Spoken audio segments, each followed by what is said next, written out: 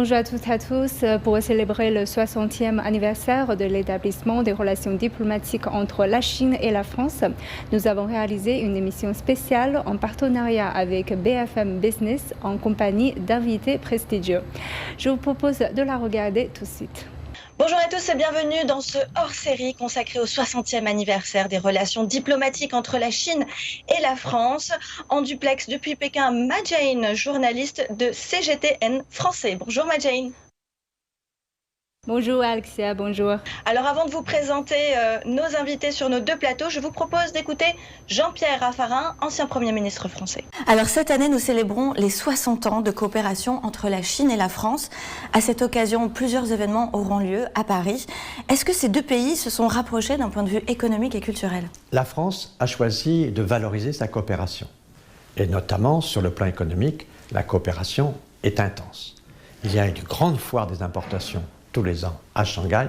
La délégation française est très importante, conduite par le président de L'Oréal. Elle est souvent une délégation qui est parmi les plus importantes qui sont en Chine à cette occasion. Donc sur le plan économique, la coopération est intense. Donc en résumé, je dirais que la coopération avance, mais il est très important de renforcer les échanges. C'est pour ça qu'à l'occasion du 60e anniversaire de la reconnaissance par le général de Gaulle de la Chine, à l'époque la Chine de Mao, et donc à l'époque nous avions de grandes divergences, encore plus qu'aujourd'hui, mais malgré tout ça on a voulu avoir une vision partagée de la diplomatie, dans la mesure où tout le monde comprend bien qu'on ne peut pas faire la paix du monde sans tenir compte de ce qu'est la Chine. Et aujourd'hui, donc, il faut parler avec la Chine. Donc, il y a une coopération intense qui se développe, et je crois que de ce point de vue-là, on se rapproche en connaissance, en compréhension. Pour ce 60e anniversaire, ce sera vraiment un événement, aussi bien pour la France que pour la Chine. De nombreux événements auront lieu, notamment au château de Versailles, entre autres. Qu'est-ce que vous conseillez à ceux qui nous regardent, à ceux qui nous écoutent, pour justement être motivés de se rapprocher de ces événements, pour comprendre un peu mieux cette culture chinoise? L'idéal, c'est d'aller en Chine, et pour les Chinois, de venir en France. Car beaucoup de gens vont en Chine et changent leur perception de la Chine. Parce que la Chine, c'est un pays d'une très grande diversité et qu'au fond, on est assez loin des caricatures que l'on présente, la vision de Shanghai, mais la vision de Chengdu, la vision du Nord, à Shenyang ou à Harbin, sont des Chines très très différentes. Donc, aller en Chine, c'est nécessaire pour bien comprendre la Chine. La coopération économique avance très bien. Toutes les grandes entreprises françaises sont présentes en Chine. Disons que ce qui est le long terme, c'est la coopération culturelle. Parce que les civilisations sont différentes, elles sont complexes, les langues sont elles aussi difficiles pour les uns comme pour les autres, et donc il y a une nécessité de compréhension. C'est la culture qui est vraiment le pivot de la relation entre la France et la Chine. Au fond, deux vieilles civilisations qui se rencontrent. Naturellement, il faut du temps pour appréhender toutes les structures même de cette culture. C'est au fond peut-être ça la clé de la relation entre la France et la Chine, c'est la compréhension culturelle. Voilà, avec moi deux invités sur le plateau de BFM Business à Paris. Catherine Pégard, présidente du Château de Versailles, et Corinne Ménégo, directrice générale Paris Je t'aime, Office du tourisme. Bonjour mesdames. Bonjour. Je vous laisse la parole, Ma-Jane, pour présenter vos invités côté Pékin. Et ici, j'ai le plaisir de recevoir sur notre plateau à Beijing Dong Qiang, doyen de l'Académie Yanqing de l'Université de Pékin, ainsi que Ding Yifan, économiste et chercheur à l'Institut Taihe, un think tank de haut niveau basé à Beijing. Et nous avons écouté tout à l'heure l'intervention de Jean-Pierre Raffarin et l'ambassadeur de Chine en France, Lu Shaye, et le président de China Media Group, Shen Haixiong, ont tous envoyé leur message aussi par vidéo pour notre émission spéciale, et nous allons les écouter tout de suite. En chinois, le caractère zhen, qui signifie genre humain, prend la forme de deux traits qui s'appuient l'un sur l'autre. Les relations d'État à État reposent dans le fond sur les relations de peuple à peuple. Les peuples chinois et français se portent une admiration et un respect mutuel profond et sont fort attirés par la culture exceptionnelle de l'autre. En effet, depuis le XVIIe siècle, les Français et en général les Européens considéraient comme un plaisir de luxe de porter des vêtements en soie d'utiliser de la porcelaine chinoise et de déguster du thé chinois. Dans les œuvres des penseurs français des Lumières et les décorations du château de Versailles, on peut trouver beaucoup d'éléments de la culture chinoise. De l'autre côté, l'enthousiasme des milieux intellectuels et populaires chinois pour la France est également incontestable. Voltaire, Rousseau ont influencé les pensées politiques de la Chine depuis l'époque moderne, tandis que Molière, Balzac et Victor Hugo sont des maîtres littéraires français connus de tous les Chinois.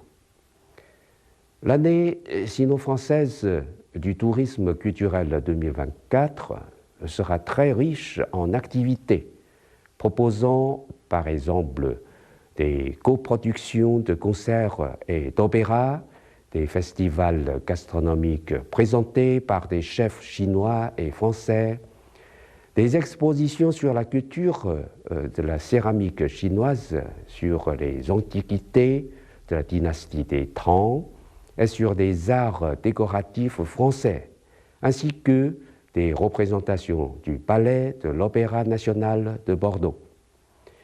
Par ces échanges culturels sous diverses formes, nous espérons que les Chinois pourront découvrir la richesse du patrimoine culturel de la France et que les Français pourront vivre les nouvelles dynamiques de la Chine d'aujourd'hui. La porte de la Chine s'ouvrira toujours plus grande. En 2024, la France sera pays d'honneur de la 7e exposition internationale d'importation de Chine et de la foire internationale du commerce des services de Chine.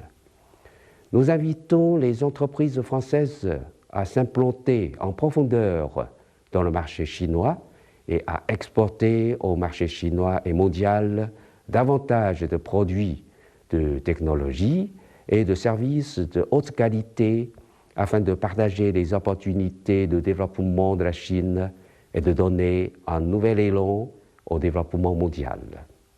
En même temps, l'ouverture devrait être une voie à double sens et non à sens unique.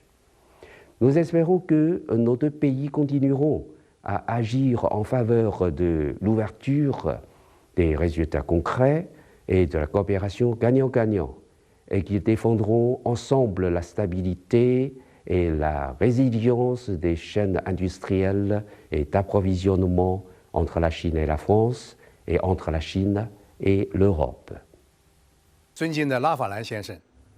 Monsieur le Premier ministre Jean-Pierre Raffarin, Monsieur l'ambassadeur Lou Shaye, Mesdames et Messieurs, chers amis, nous fêtons aujourd'hui le 60e anniversaire de l'établissement des relations diplomatiques entre la Chine et la France. Le président Xi Jinping et le président Macron prononcent un discours par vidéo pour fêter cette journée commémorative. Aujourd'hui, CGTN de CMG et BFM Business lancent officiellement un hors-série 60 ans Chine-France, dialogue de haut niveau. L'amitié sino-française remonte loin dans l'histoire et a résisté aux épreuves du temps. Voltaire, Rousseau, Balzac, Hugo, Millet, Monet et le médecin Bussière. Tels sont les grands noms connus de tous les Chinois, souvent cités par le président Xi Jinping.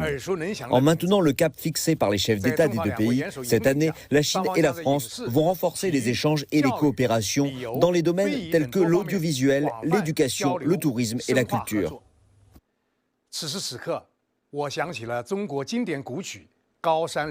En ce moment précis, je pense à la chanson traditionnelle chinoise « Montagne majestueuse et rivière mélodieuse », interprétée avec l'instrument chinois guqin, que le président Xi Jinping et le président Macron ont apprécié ensemble en avril dernier à Guangzhou, en Chine. En octobre dernier, j'ai conduit une délégation de CMG pour aller à Paris, où j'ai beaucoup échangé avec des personnes de divers milieux, culture, sport et art.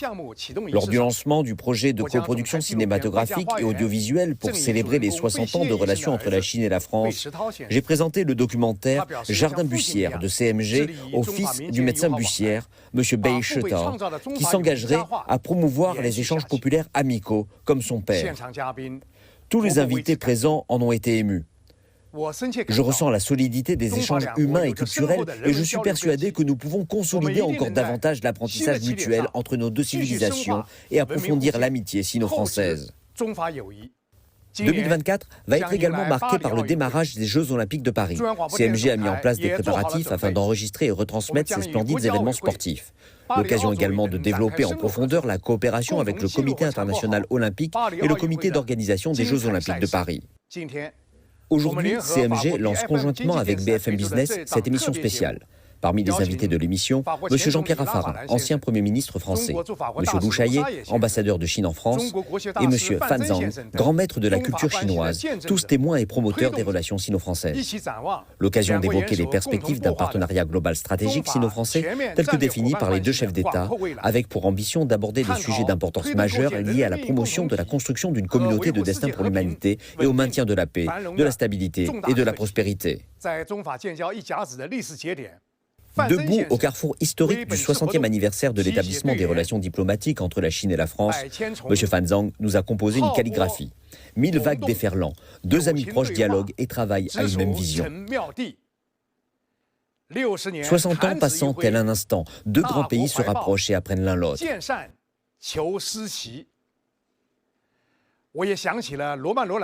Cela m'a fait penser à une scène très significative dans Jean-Christophe de Romain Rolland. En marchant contre le courant du fleuve, le géant porte un enfant lourd sur son dos. Et celui-là demande « Enfant, qui donc es-tu » Et l'enfant dit « Je suis le jour qui va naître. L'avenir radieux nous appelle maintenant. » Embarquons dans le navire de l'apprentissage mutuel entre les civilisations et traversons les fluctuations du courant de l'époque pour créer en commun un nouveau soixantenaire des relations sino-françaises. Je vous remercie. Alors Corinne Ménégo, est-ce que le tourisme chinois est de retour en France, notamment cette année pour ce 60e anniversaire? Est-ce que ça représente une opportunité? Alors c'est évidemment une opportunité. On aimerait qu'ils soient encore plus nombreux à revenir en France. C'est encore un peu tôt par rapport aux années Covid que nous avons vécues. La reprise n'est pas encore là. On est encore à moins 60% de clientèle chinoise sur notre territoire. Auparavant, si on se réfère à 2019, qui est la dernière année référentielle, on était à 5% de nos clientèles internationales qui étaient effectivement représentées par la Chine, ce qui représente à peu près 7% des dépenses touristiques. Donc c'est un sujet qui est important pour la destination. Et aujourd'hui, on est encore effectivement un peu faible sur le retour, mais on espère bien que cette année va nous permettre d'accroître le nombre effectivement de visiteurs chinois qui reviennent. Et les perspectives pour 2024 vont en s'améliorant, parce qu'on n'est plus qu'à 40% sur le premier semestre de retard par rapport à 2019. Donc on va finir par y arriver. Merci beaucoup, Madjane. Je vous laisse poser votre question à Madame Pégard. Je continue avec Madame Pégard parce que parlant des activités touristiques, il y a un événement à ne pas manquer, c'est cette grande exposition organisée conjointement par le Château de Versailles et la Cité interdite. Madame Pégard, pourquoi cette initiative? Il y a tant de musées en France qu'en Chine et pourquoi c'est le Château de Versailles et la Cité interdite? C'est une longue histoire. C'est la longue histoire entre la Cité interdite et le Château de Versailles qui dure depuis Louis XIV. Et donc nous ne faisons que continuer cette coopération culturelle qui s'est nourrie au fil des années et qui a traversé nos deux cultures.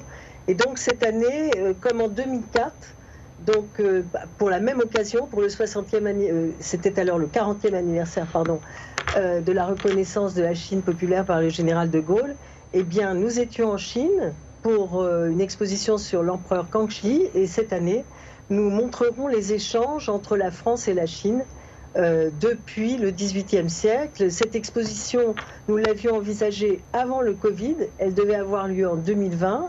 Et j'ai pu re-signer le même engagement en 2023 devant nos deux présidents avec mon homologue de la Cité interdite pour que cette exposition puisse avoir lieu en avril prochain, donc à la Cité interdite. Et encore une fois, elle est le fruit d'une relation qui ne s'est jamais arrêtée, d'une relation culturelle qui ne s'est jamais arrêtée entre la France et la Chine, et singulièrement aujourd'hui entre les conservateurs de nos deux musées qui ont beaucoup appris les uns des autres.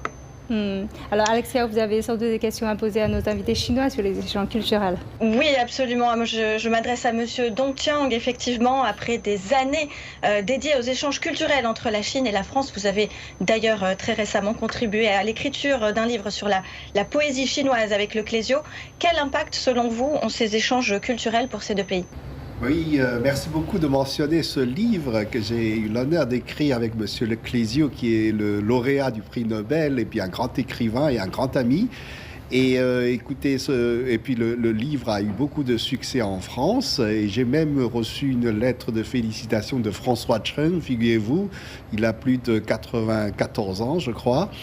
Et je pense qu'après ces années, parce que moi ça fait 40 ans que j'ai appris le français et que je me suis lancé, si j'ose dire, dans ces échanges culturels entre la France et la Chine, je pense que sur le plan culturel comme sur le plan éducatif et d'autres domaines, économiques et technologiques, etc., on a vraiment beaucoup de choses à s'échanger. Tout le monde dit que la France et la Chine sont deux pays si similaires. Nous sommes très proches les uns des autres et on partage beaucoup de choses en commun, à commencer par la culture. Et je suis très content, par exemple, que la poésie Tang, qui date pourtant de 7e et 8e siècle, eh bien, peut toujours à la fois émouvoir les Chinois d'aujourd'hui et toucher le public français. Et surtout que le livre était sorti en plein période de Covid, eh bien, cette poésie a visiblement été très, disons, utile pour apaiser, pour consoler, etc. Donc on sent qu'évidemment la culture c'est quelque chose qui est vraiment qui dépasse les frontières. Alors, vous avez mentionné que la culture c'est quelque chose qui dépasse la frontière, et avec cette intensification des échanges culturels, M. Ding Yifan, pensez-vous qu'il y a des retombées économiques à la suite? Vous êtes économiste, quel est votre regard là-dessus? En fait, oui, je pense que la France et la Chine, il y a beaucoup d'intérêts en commun. Donc, dans le passé, il y a toujours beaucoup de coopération économique, technologique entre la France et la Chine. Il ne faut pas oublier que la France a été considérée par la Chine comme la première puissance occidentale qui ait créé des relations diplomatiques officielles avec la Chine. Quoique l'Angleterre ait décidé de créer des relations dites semi-diplomatiques avec la Chine avant la reconnaissance officielle de la Chine par la France. Cette reconnaissance officielle au niveau ambassadeur entre la France et la Chine a eu un impact très important. Donc par la suite, la Chine a toujours essayé de nouer des relations spéciales avec la France. Même pendant la révolution culturelle, lorsque la Chine n'était pas tellement ouverte, la France a été choisie comme un partenaire privilégié. La Chine a déjà commencé à importer des équipements massifs de l'industrie française en Chine pour essayer d'améliorer une vie de la population chinoise. Donc la France a été privilégiée. Mais par la suite, lorsque la Chine a décidé d'ouvrir son marché aux investissements étrangers, la France, les entreprises françaises ont été sélectionnées comme partenaires d'opérations privilégiées. Donc la technologie nucléaire civile a été traduite en Chine, améliorée. Il y a eu une coopération très sophistiquée entre l'EDF et des entreprises chinoises pour développer de la technologie nucléaire civile. Previousement, c'était importé de l'extérieur, amélioré à l'intérieur de la Chine, et puis maintenant, il y a des projets de développement conjoint entre la France et la Chine dans ce domaine-là. Alors, très brièvement, pensez-vous que la similitude qu'on a évoquée tout à l'heure dans le domaine de l'histoire, est-ce que ça compte aussi dans ces rapprochements économiques? Bien sûr, oui. Les échanges culturels sont faits pour essayer de favoriser la compréhension mutuelle. Et une meilleure compréhension mutuelle est toujours en faveur d'un renforcement des échanges et de la coopération.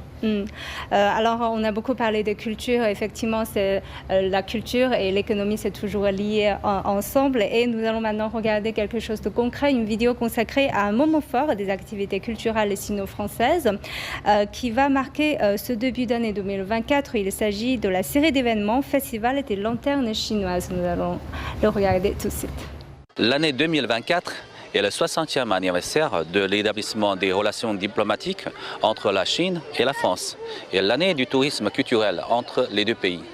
Le Festival des Lanternes de Yuan, un patrimoine culturel immatériel national qui a été organisé 28 fois, est venu pour la première fois à partir du jardin de Yuan, qui a une histoire de plus de 400 ans, est venu au jardin d'acclimatation. Elle présentera un monde, les mers et les montagnes ont leurs esprits à Paris.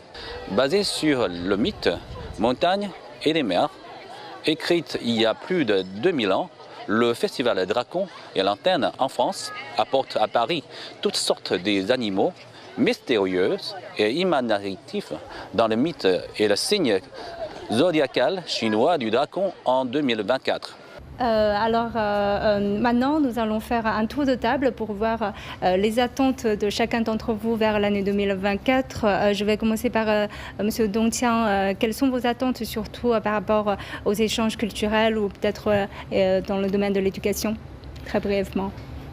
Eh bien, je crois qu'il y a beaucoup de choses à faire. De toute façon, beaucoup de choses ont été déjà faites. Donc, les échanges entre la France et la Chine étaient toujours très, très prospères. Et je salue d'ailleurs Mme Catherine Pégard, que je rencontre très souvent en Chine comme en France, et qui est témoin d'ailleurs de tous ces échanges très, très importants. Bon, évidemment, Versailles à la cité interdite, ce serait quelque chose qu'on attend vraiment impatiemment, mais il y aura aussi des choses chinoises en France, et par exemple, il y aura des compositions musicales et danses modernes à partir des grands classiques chinois.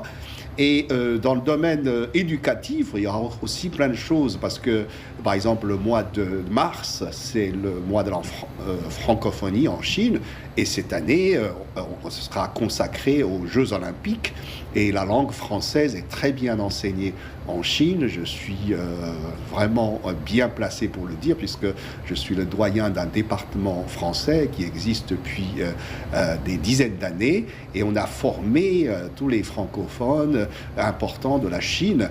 Et il y aura aussi un mois de l'environnement, par exemple au mois de novembre, et là on va justement réunir des universités, des gens de savoir-faire pour discuter justement sur cette question si importante de l'environnement. Et puis aussi, vous savez, en Chine, on a une association très importante pour l'éducation qui s'appelle Association chinoise d'éducation pour les échanges internationaux, et là cette année la France sera à l'honneur. Et beaucoup d'universités seront évidemment bien présentes lors de ces événements. Donc voilà. Donc je pense que entre la France et la Chine, l'intensité des échanges dépasse, si j'ose dire, un public ordinaire. Quelqu'un qui n'est pas dedans ne se rend pas compte justement de cette prospérité, de cette justement effervescence, je peux parler de l'effervescence entre ces deux pays. Voilà, donc cette année, évidemment, sera une année particulière, parce que 60 ans, c'est très très important, et on attend vraiment impatiemment tous ces grands événements. Alors, au point de vue économique, M. Ding Yifan, quelles sont vos attentes, les nouvelles opportunités de coopération peut-être? Dans le domaine de développement économique, il y a beaucoup d'opportunités. À part cela, mais il y a aussi des échanges culturels. Il ne faut pas oublier que la France a été le premier pays de tous les pays occidentaux à avoir coopéré avec la Chine pour la coproduction des films. Ça aussi, c'est une image très importante. L'industrie de culture. L'industrie de culture, etc., ça date des années 1960 déjà. Peu après l'établissement des relations diplomatiques entre la Chine et la France a choisi la Chine et sélectionné des thèmes de la culture chinoise pour la production des films en commun. Donc je pense que dans l'avenir, il y a aussi des opportunités de coopération dans ce domaine-là. J'ai entendu dire que 2024, il y aura aussi des coproductions, par exemple des musiciens, et il y a aussi des programmes de coopération télévisés. aussi parce qu'au moment des Jeux Olympiques à Paris, il pourrait y avoir aussi des sportifs chinois ou des acteurs chinois qui seraient en France pour essayer de composer d'autres activités culturelles filmées et diffusées par la télévision. Tout cela, ce sont des activités culturelles qui pourraient susciter un engouement du public chinois pour la France et aussi un engouement pour le public français pour la Chine. Je vous remercie et maintenant je donne la parole à vous, Alexia. Merci beaucoup, Madjane. Catherine Pégard, pour le mot de la fin, il y aura également un événement à l'Opéra Royal de Versailles, c'est ça? Oui, le lundi 31 janvier, nous allons ouvrir cette année franco-chinoise du tourisme culturel par un grand concert à Versailles qui permettra de découvrir les musiques chinoises et pour nos amis chinois de découvrir la musique française. Et ce sera, je crois, un événement tout à fait important qui lance aussi des tournées en Chine pendant toute l'année. L'orchestre de l'Opéra Royal se rendra dans 9 villes différentes en Chine. Vous avez entendu tout à l'heure que le ballet de Bordeaux fera également une tournée. Je crois que le ballet de Biarritz sera également en Chine. Et donc j'espère que nous donnerons à nos amis chinois qui verront en Chine nos spectacles de venir les voir en France. Car la réalité même du château de Versailles est tout à fait différente quand on la voit en vrai. Voilà qui donne envie, merci beaucoup. Corinne Ménégo, de notre côté également, il y aura beaucoup de temps forts à Paris, lesquels par exemple? Oui, beaucoup, pas mal d'expositions, notamment au musée Guimet ou au Centre culturel de Chine. N'oublions pas non plus l'ouverture de la Maison de la Chine à la cité universitaire. Et puis après, je pense qu'on va suivre avec attention tout ce qui se passe autour des Jeux Olympiques et Paralympiques avec les équipes et françaises et chinoises. Et probablement, nos performances réciproques vont nous donner à chacun envie d'aller voir nos athlètes préférés, effectivement, dans nos pays respectifs. Quelques rendez-vous peut-être sur Paris? Le musée Guimet, comme je disais, le jardin d'acclimatation, évidemment, dont on a parlé avec le Festival des Lanternes, qui est absolument magnifique. Donc, pour le coup, c'est un acquis folklorique et historique qui est important. Et puis, peut-être un petit mot aussi, on a un mur des Je t'aime qui vient de Montmartre et qui a été reconstruit à Suzhou, d'ailleurs, en Chine. Et donc, on fera aussi un petit clin d'œil aux Jeux Olympiques et Paralympiques pendant cette année directement sur la ville de Suzhou. Merci infiniment Corinne Ménégo, Catherine Pégard d'être venues sur les plateaux de BFM Business et je remercie également les invités à Pékin et le journaliste Madjane. Merci beaucoup à tous et à vous d'être restés avec nous jusqu'à la fin de cette émission et nous souhaitons un excellent et joyeux anniversaire à cette relation franco-chinoise. Merci à tous, excellente soirée. Et Fan Zheng, un grand peintre chinois, a réalisé une calligraphie juste pour cette émission spéciale.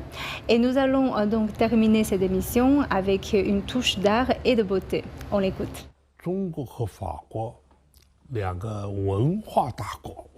En tant que deux nations culturelles, la Chine et la France représentent respectivement la civilisation orientale et la civilisation occidentale. Les échanges amicaux entre ces deux pays exercent une influence majeure sur l'échiquier mondial. La composition de ce couplet a pour but de raconter ces 60 ans de relations bilatérales.